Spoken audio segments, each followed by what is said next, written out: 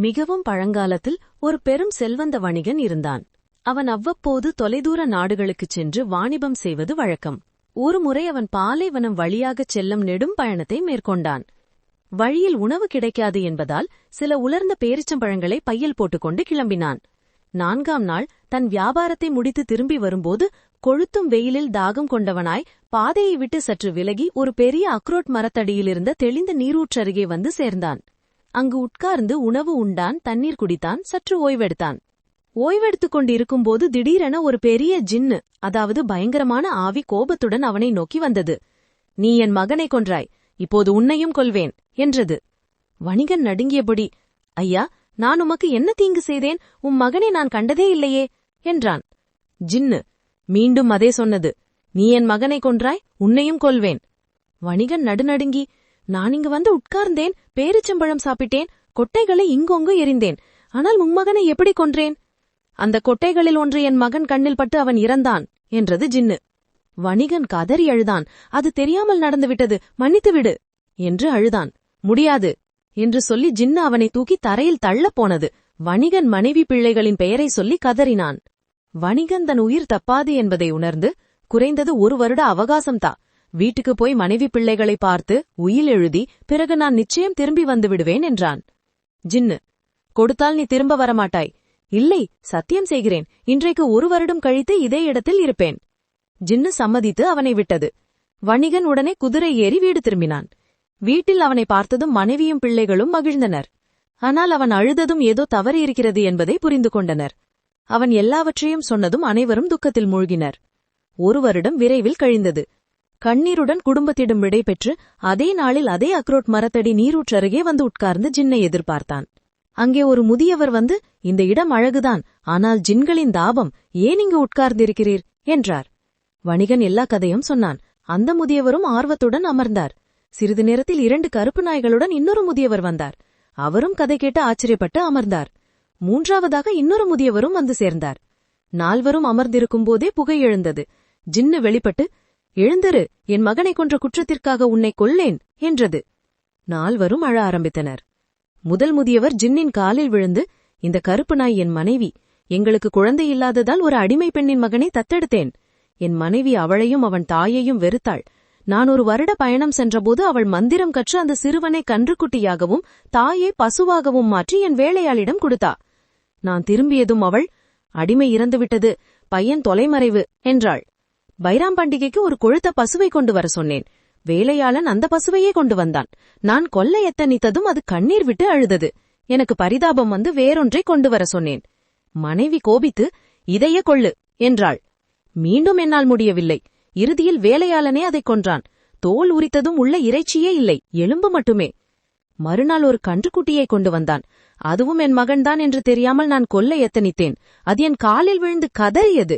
மறுபடி என்னால் முடியவில்லை. வேலையாளின் மகள் மந்திரம் தெரிந்தவள் சொன்னாள், 'இது உங்கள் மகன், அந்த பசு அவன் தாய்.' நான் உடனே சென்று கன்றை அணைத்தேன். அவள் மந்திரம் செய்து என் மகனை திரும்ப மனிதனாக்கினாள். நிபந்தனை, அவளையே அவனுக்கு மனம் முடித்துக் கொடுக்க வேண்டும், என் மனைவியை தண்டிக்க அனுமதிக்க வேண்டும். நான் சம்மதித்தேன். ஆனால் உயிரை மட்டும் விடு என்றேன். அவள் என் மனைவியை இந்த கருப்பு நாயாக மாற்றினாள். அதிலிருந்து நான் விதவன். இவளை யாரிடமும் விட்டுச் செல்ல மனமில்லாததால் எப்போதும் என்னுடனே வைத்திருக்கிறேன். ஜின்னு, அற்புதமான கதை. இதற்காக அவன் தண்டனையில் 3இல் 1 பாகத்தை மன்னிக்கிறேன். 2வது முதியவர், இந்த 2 கருப்பு நாய்கள் என் அண்ணன்கள். நாங்கள் 3 சகோதரர்கள். தந்தை இறந்தபோது ஒவ்வொருவருக்கும் 1000 தங்கம் கிடைத்தது. நாங்கள் வியாபாரிகளானோம்.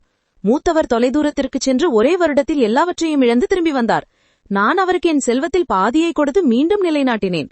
2வதும் அதே தவறு செய்து இழந்து வந்தார். அதே போல அவருக்கும் பாதியை கொடுத்தேன்.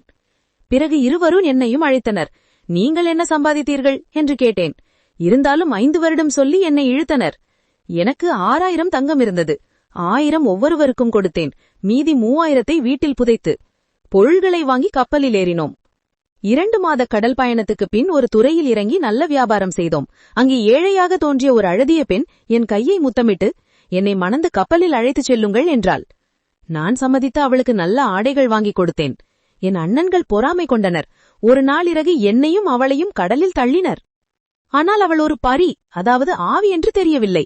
அவள் என்னை ஒரு தீவில் கொண்டு போய் விட்டா. உன் நல்ல குணம் பிடித்ததால் காப்பாற்றினேன். ஆனால் உன் அண்ணன்களை அழித்து விடுவேன். நான் அவர்களின் சகோதரர்கள் என்று கெஞ்சினேன். அவள் என்னை வீட்டின் மாடியில் இறக்கிவிட்டு மறைந்தாள். நான் இறங்கி 3000 தங்கத்தை எடுத்து கடையை திறந்தேன். வீட்டுக்கு வந்ததும் 2 கருப்பு நாய்களாக என் அண்ணன்களை பார்த்தேன். பரி மீண்டும் தோன்றி 10 வருடம் இப்படியே இருப்பார்கள் என்று சொல்லி மறைந்தாள். ஜின்னு: வியக்க வைக்கிறது. இதற்காக இன்னொரு 1/3 பாகத்தை மன்னிக்கிறேன்.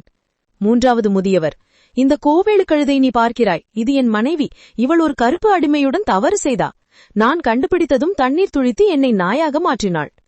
நான் ஓடி ஒரு கசாப்பு கடைக்காரனிடம் சென்றேன். அவன் மகள் மந்திரம் அறிந்தவள். என்னை மீண்டும் மனிதனாக்கினாள். பிறகு அவள் எனக்கு மந்திரம் கற்றுக் கொடுத்தாள். நான் வீட்டுக்குச் சென்று என் மனைவியை இந்த கோவேழு கழுதையாக மாற்றினேன். இப்போது என் பங்கு 1/3 தண்டனையும் மன்னிப்பாயா? ஜின்னு பெரிதும் மகிழ்ந்து: 3 கதைகளிலும் இதுதான் மிக அற்புதம். மீதி தண்டனையும் விட்டுவிடுகிறேன் என்று சொல்லி மறைந்தது. வணிகன் 3 முதியவர்களுக்கும் நன்றி சொல்லி தன் உயிரை காப்பாற்றியதற்காக பாதி செல்வத்தை பகிர்ந்தளிக்க விரும்பினான். ஆனால் மூவரும்: எங்கள் கதைகள் முடிந்தன, எங்கள் பிராயச்சித்தமும் முடிந்தது. உன் பொன்னை வைத்துக்கொள். ஒரு பேரிச்சை கொட்டையை அஜாக்கிரதையாக எறிந்தால் உயிர் போகலாம், ஒரு கதையை அழகாக சொன்னால் உயிரை காப்பாற்றலாம் என்பதை மட்டும் நினைவில் வைத்துக்கொள் என்று மூவரும் 3 திசைகளிலும் பிரிந்து சென்றனர். பிறகு அவர்களை யாரும் கண்டதில்லை. வணிகன் தன் ஊருக்கு திரும்பி செல்வத்தை ஏழைகளுக்கு பகிர்ந்தளித்து மனைவி பிள்ளைகளுடன் இன்பமாக வாழ்ந்தான். அந்த அக்ரோட் மரத்தடி நீரூற்று அருகே பயணிகள் செல்லும்போது முதியவர்கள் இன்னும் குரலை தாழ்த்தி: பேரிச்சை கொட்டையை எச்சரிக்கையாக எரியுங்கள். ஜின்னின் மகன் அருகே நடந்து செல்லலாம். நல்ல கதையை செவியேற்கச் செய்யுங்கள். ஒரு நாள் அது உங்கள் உயிரை காப்பாற்றலாம். இந்த கதை பிடித்திருந்தால் லைக், கமெண்ட் அண்ட் சப்ஸ்கிரைப் பண்ணுங்க.